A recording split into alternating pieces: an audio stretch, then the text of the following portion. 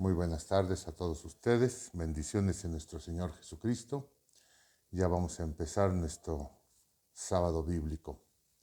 Agradezco a todos precisamente este momento tan especial para iniciar nuestra meditación conforme al Evangelio de este domingo, cuarto en el tiempo de la Cuaresma.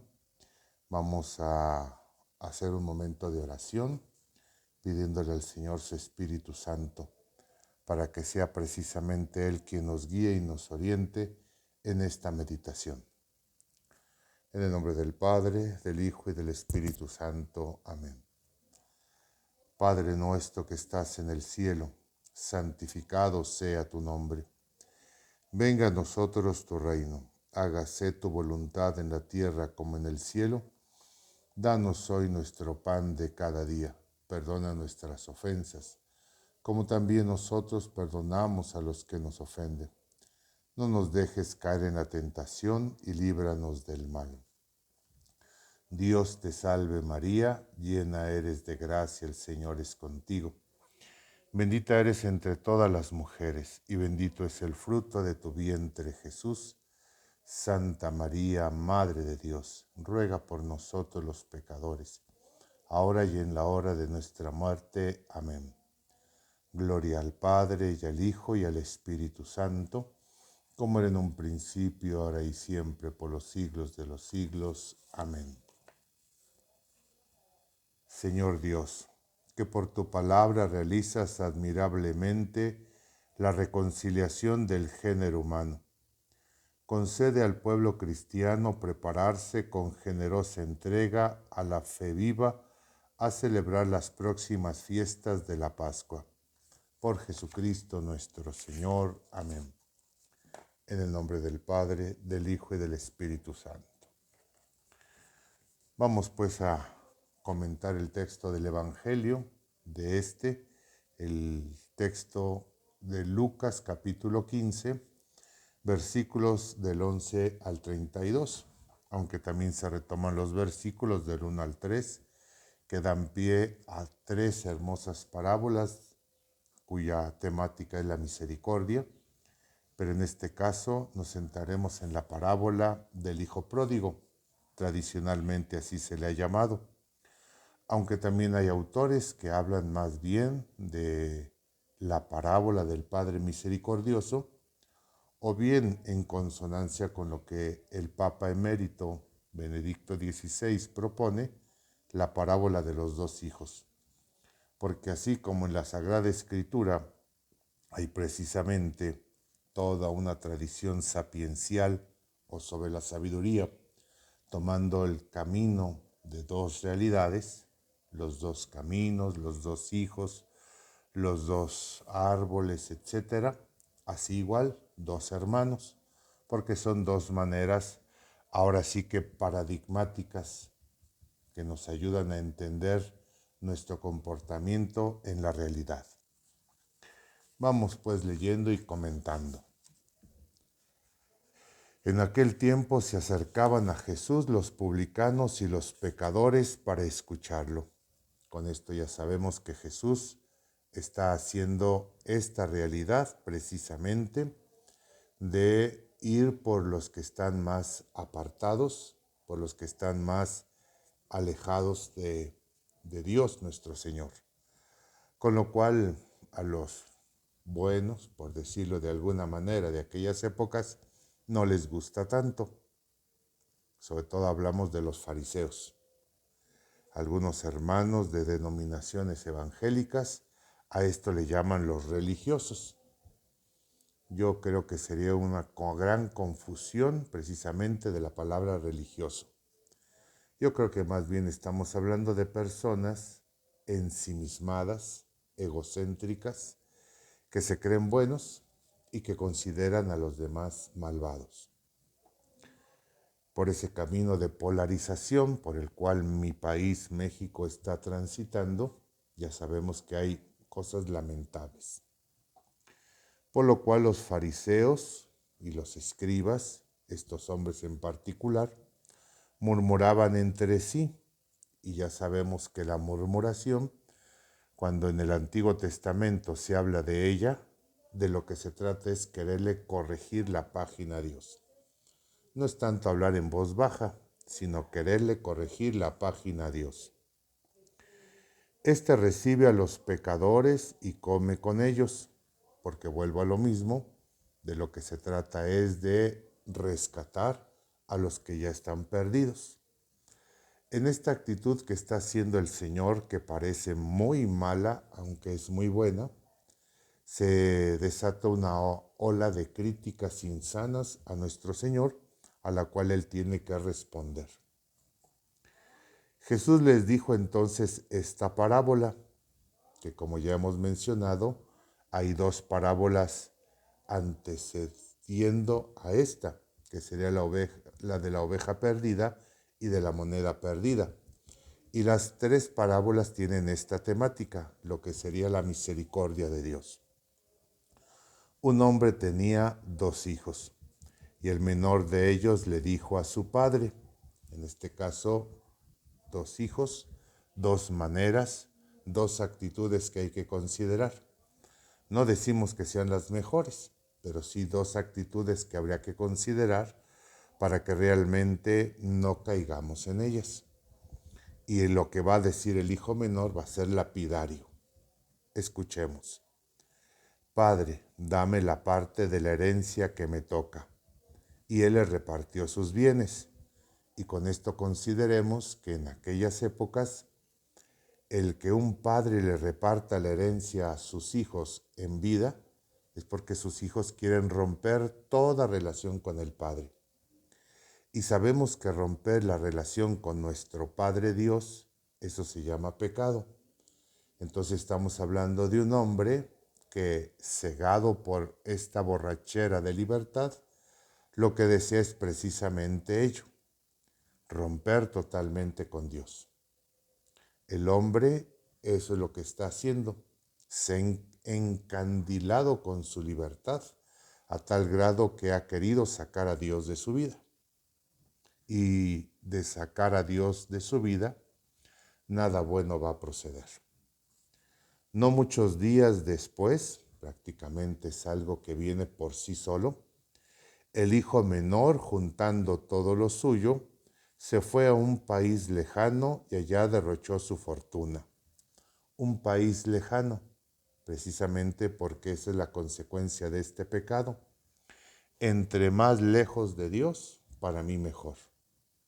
Este es el principio de nuestra muerte espiritual. Y allá derrochó su fortuna. Precisamente por eso se le va a llamar a este hombre pródigo. No porque sea un prodigio, sino porque todo lo está derrochando. Está desperdiciando su vida, su salud, su juventud, su alegría, su gozo, su persona, etc. Viviendo de una manera disoluta. Tal vez de ahí la acusación del hermano mayor que habla de prostitutas, aunque el texto nunca lo va a mencionar, pero es una suposición al respecto. A donde queremos llegar es que la manera disoluta es sin orden alguno. Una persona que vive según sus instintos o según su vientre, por así decirlo. Después de malgastarlo todo, por ser pródigo, sobrevino en aquella región una gran hambre, que es la consecuencia del haber pecado. Al darse cuenta el grave error de todo esto, ahora está una situación de crisis. Y él empezó a pasar necesidad. Entonces la crisis lo está poniendo en una situación tremenda donde su exceso de libertad no le va a ayudar mucho, porque ha perdido totalmente el rumbo de su vida, que es Dios. Entonces fue a pedirle trabajo a un habitante de aquel país, que implicaría el someterse todavía más a su pecado, lo cual lo mandó a sus campos a cuidar cerdos. Y recordemos que entre los judíos el cerdo es un animal impuro. Por lo tanto, es un hombre totalmente sometido a las cosas impuras. Es la consecuencia de vivir según el pecado. Tenía ganas de hartarse con las bellotas que comían los cerdos, pero no lo dejaban que se las comiera. De ahí que la idea del hambre es eso, es la consecuencia de haber vivido de esta manera terrible en un exceso de su libertad. Claro, Dios nos hizo libres, y cuando digo exceso de libertad, en realidad lo que quiero decir es abuso, un abuso de la libertad. Bien, para los que hemos abusado de nuestra libertad, ahí están las consecuencias. Claro, una persona que también vive según los criterios de Dios va a tener enfermedad, problemas, muerte, etcétera, pero al menos va a tener un sentido de la vida. Y cuando el hombre tiene un por qué vivir, tarde o temprano encuentra el cómo vivir. Se puso entonces a reflexionar y se dijo que eso es lo que más necesitamos los seres humanos, reflexionar, interiorizar, meditar, donde yo vivo mi ministerio, mis hermanas, mis hermanos, que es una casa de ejercicios espirituales. ¿Cómo se les pide eso a la hermandad? Que mediten, que realmente le den tiempo a lo que escuchan en las reflexiones y se dediquen a repasar en su mente y en su corazón lo que hemos vivido, lo que se ha dicho. Pero de eso se trata, meditar, rumiar, saborear, nutrirse, masticar de ese alimento que se ha expuesto. Si no hay meditación, no creo. Aunque claro, los días actuales para muchos meditar es serenarse. ¿Eso está mal? No, pero eso no es meditar para nosotros. Meditar es nutrirse de la palabra de Dios. ¿Cuántos trabajadores en casa de mi padre tienen pan de sobra y yo aquí me estoy muriendo de hambre? Como diría el Papa Benedicto XVI en su libro Jesús de Nazaret, este hombre se ha dado cuenta que un esclavo en la casa del Padre tiene más alimento que él en su supuesta libertad. ¿Y cómo no pensar en lo que dijo la Virgen? Yo soy la esclava del Señor. Bueno, la Virgen es feliz siendo esclava del Señor.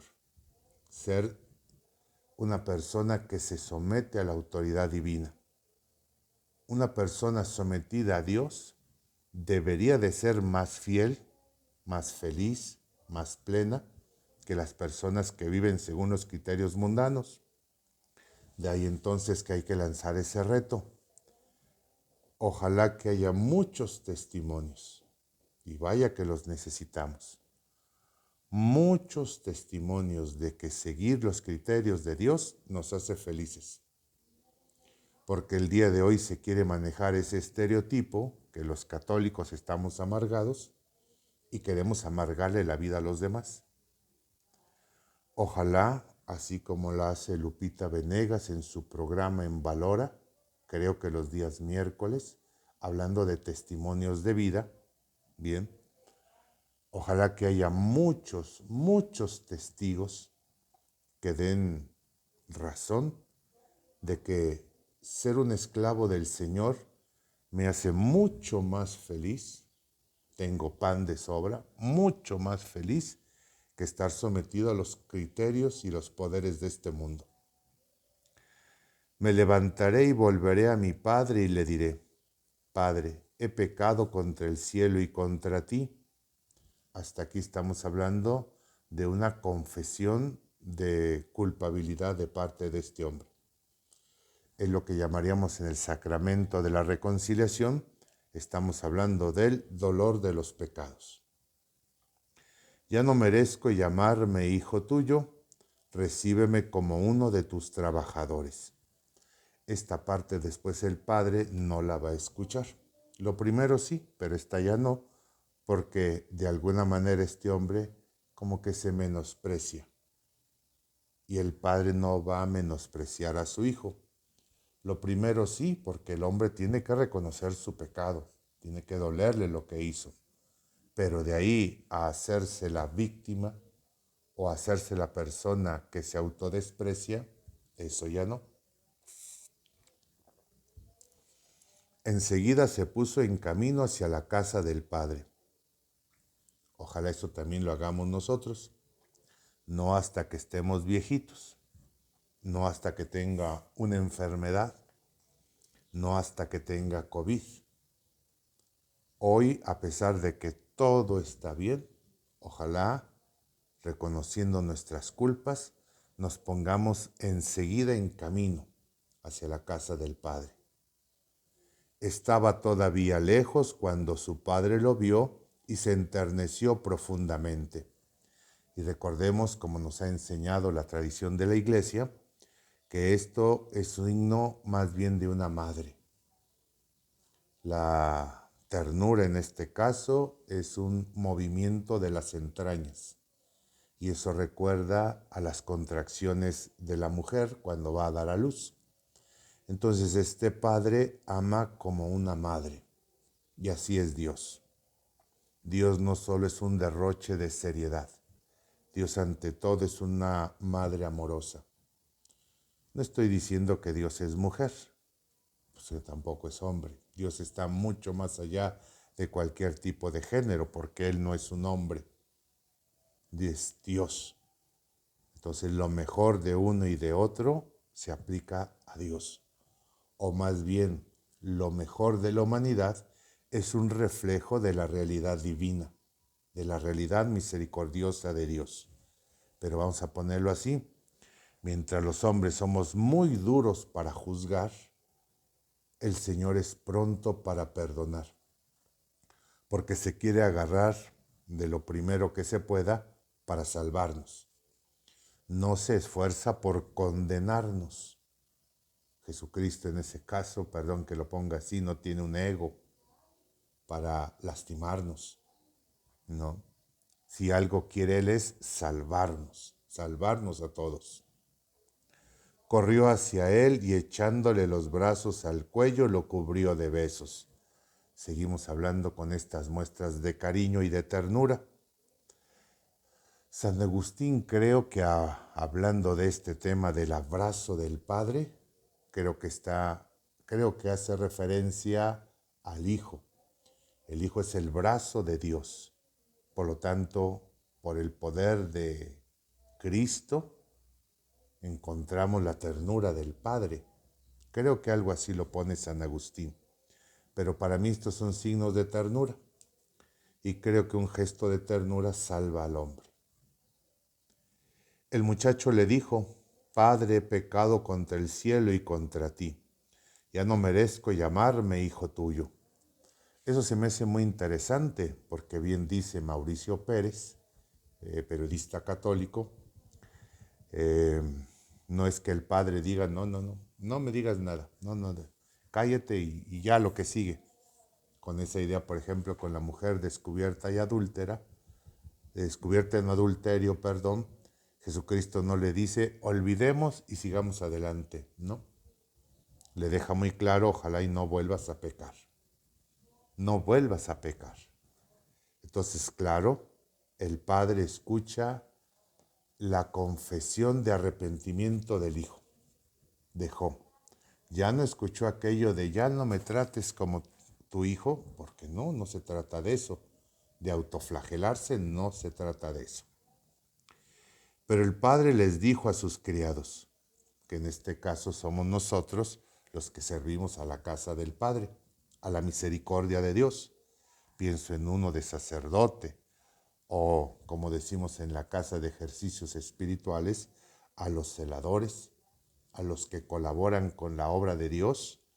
Bueno, a ellos les dice, a nosotros nos dice, a los laicos comprometidos nos dice, pronto traigan la túnica más rica y vístansela. La túnica representa mucho nuestra dignidad.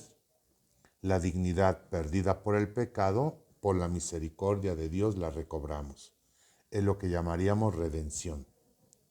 Pónganle un anillo en el dedo y sandalias en los pies, porque recuerden que los esclavos andaban descalzos, los amos no. Este hombre se había vuelto un esclavo del pecado, por eso anda descalzo. Ahora debe recuperar su realidad precisamente como hijo muy amado del Padre. Pero al final de cuentas, de la que es la idea, es que los que trabajamos en la obra de Dios nos sintamos alegres por la conversión de nuestros hermanos y no nos pongamos como jueces implacables a querer mandar gente al infierno, porque esa no es nuestra tarea. ¿Alguien va a llegar al infierno? Seguramente sí, pero eso ya es decisión de él. Mi tarea no es declarar solemnemente quién va a arder en el infierno, sino ojalá contribuir en que muchos lleguen a la vida eterna. Traigan el becerro gordo y mátenlo. Comamos y hagamos una fiesta porque este hijo mío estaba muerto y ha vuelto a la vida. Estaba perdido y lo hemos encontrado. Con esto se nos habla del efecto benevolente de lo que es la conversión. La conversión logra esto y más. Pero el asunto es que gracias a la conversión, el hombre que ha caído en pecado puede llegar a la vida eterna. Por eso la idea de la fiesta de la Eucaristía, sí, pero también la fiesta de la reconciliación. Y no solo hablo del sacramento, hablo del hecho de poder perdonarnos los unos a los otros. Y empezó el banquete. El hijo mayor estaba en el campo y al volver, cuando se acercó a la casa, oyó la música y los cantos. Estamos alegres por la conversión de los hermanos. No más que hay la otra actitud.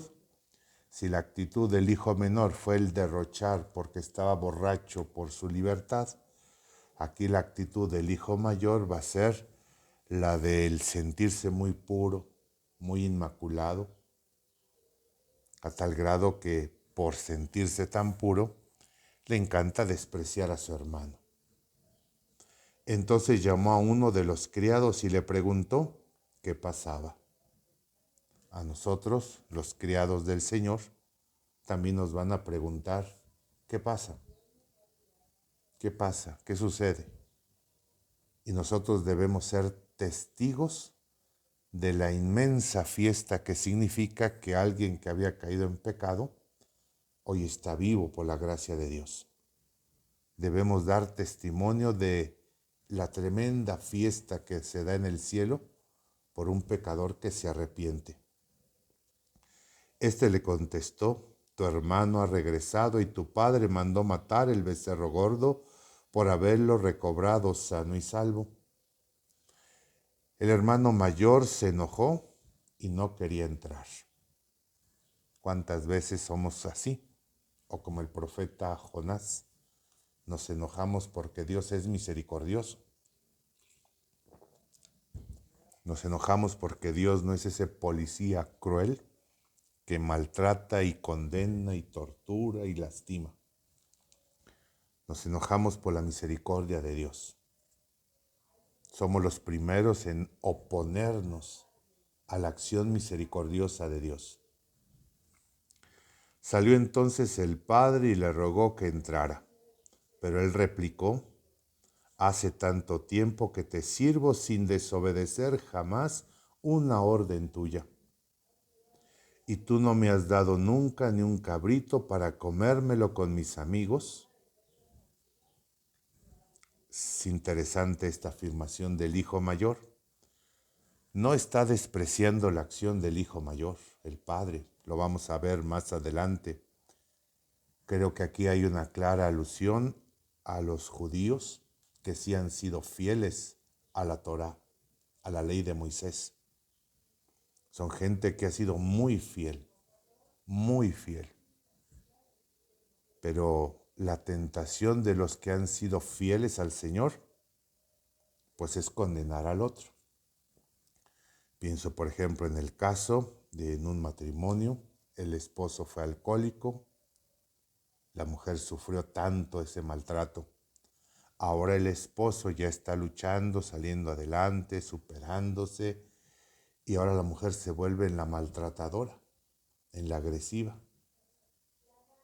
Una mujer que fue fiel, que estuvo ahí luchando por sus hijos, lo cual es magnífico. Un gran testimonio de vida. Pero la verdad se volvió ahora la maltratadora. De víctima pasó a victimaria. Los que somos fieles al Señor, sí sentimos la tentación de decir, ¿y por qué lo tratas así? Yo sí te he sido fiel. Yo sí debería de tener una fiesta. ¿Por qué eres bueno con el otro si el otro ha sido malo contigo? Nuestra justicia a veces está muy sometida a las cuestiones del resentimiento. Y vaya que en estos días Dios nos libre de que los resentidos lleguen a tener autoridad, porque lamentablemente viven su autoridad haciendo pagar a los que supuestamente los lastimaron. Dios ayude a esos hermanos y hermanas para que cuando tengan autoridad no la ejerzan desde el resentimiento. Pero eso sí, viene ese hijo tuyo que despilfarró tus bienes con malas mujeres y tú mandas matar el becerro gordo. En ese caso dice Mauricio Pérez, periodista católico. ¿En qué momento se habló de prostitutas? En ningún momento. Pero ahora el hijo mayor, para hacer más dura su crítica, exagera la crítica. La exagera. Él es un hombre que dice, ¿cómo es posible? ¿Cómo es posible que ahora pase eso? No es posible. No debería de ser. Bueno, él habla precisamente de prostitutas, cuando no ha habido eso. El caso es justificar mi actitud. Mi actitud condenatoria de alguna manera sí está justificada. De alguna manera sí estoy en lo cierto. Ese hijo tuyo no debería de estar aquí. Bueno, en la mente de Dios, Dios quiere que todos los hombres se salven. Por eso en este domingo cuarto del tiempo de la Cuaresma se nos invita a la alegría de ver que esos hermanos y hermanas que son un caso perdido estén vivos, estén sanos, que sigan con nosotros, que se recuperen, que se recojan con la iglesia del Señor.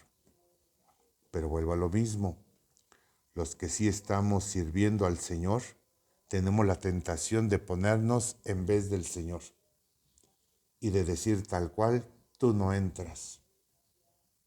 Somos como los fariseos, ni entramos en la gloria de Dios, pero tampoco dejamos que los demás entren. Y el asunto es, ojalá ayudemos a que muchos sean parte de la alegría del reino de Dios.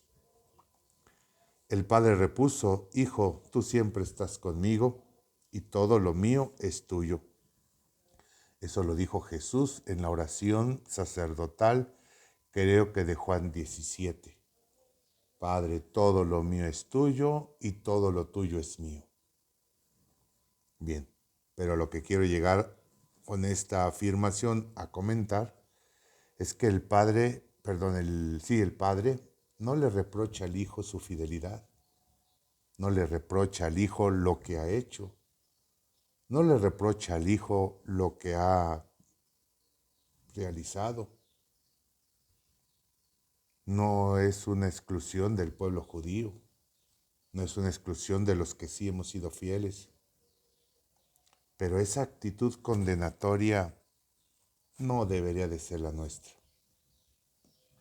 Pienso en uno que como sacerdote ejerce el sacramento de la reconciliación, al menos yo diría, en ese sentido, cuando puedo negar la absolución, pues cuando el otro realmente no la quiera, cuando se cierre prácticamente a recibirla, que se ponga en una actitud de no puede recibir la absolución.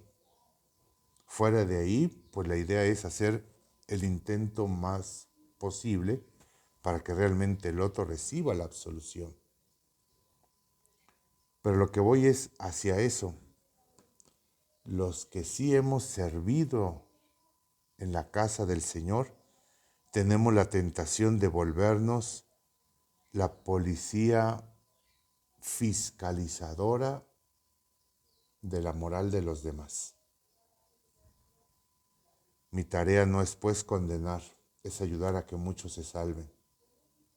Y ojalá muchos en ese sentido hagamos nuestra parte, ayudando a que muchos encuentren la alegría de amar al Señor.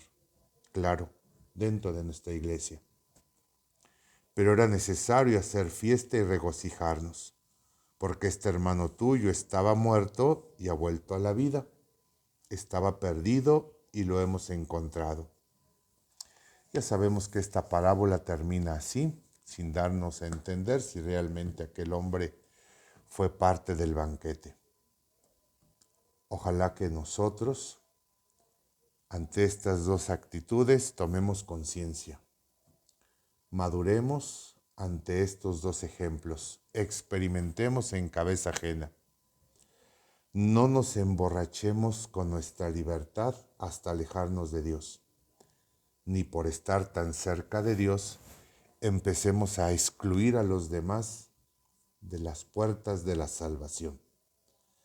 Que el Padre misericordioso nos ayude a tomar conciencia de nuestros pecados, precisamente para ser parte de aquellos que logren que muchos lleguen ante la presencia de Dios. Así como dice aquel texto en las redes sociales. Ama tanto a María Santísima que cuando llegues a la vida eterna, Jesucristo diga, sí, ya sé de ti. Mi madre me ha hablado tanto de ti.